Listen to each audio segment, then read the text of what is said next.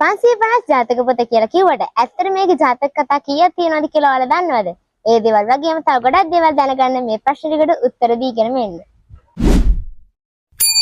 බුද්ධත්වයෙන් පසු බුදුරජාණන් වහන්සේට ප්‍රථම දානය පිරිනැමුවේ කවුද? තපස් බල්ලුක වෙළඳ ලෙබෑය. කුසල මූල තුන නම් කරන්න.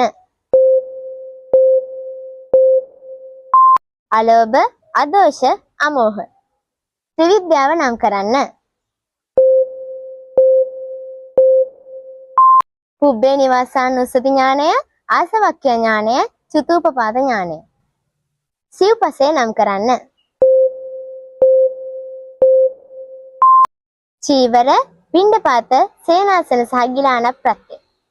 සතර අපාය නම් කරන්න. නිරය, තිරිසන්, പ്രേත, අසුර.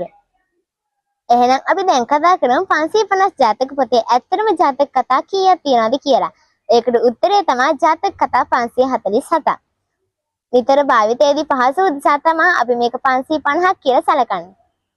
ඉතින් තවත් මේ වගේ දහම් කරුණු ගොඩක් දැනගන්න අපේ page එක follow කරලා තියාගන්න. ඒ වගේම මේ වීඩියෝ එකට like එකක් දාගෙන යන ගමන් ඔයාලගේ යාළුවන්ටත් බලන්න share කරන්න. ස්තුතියි.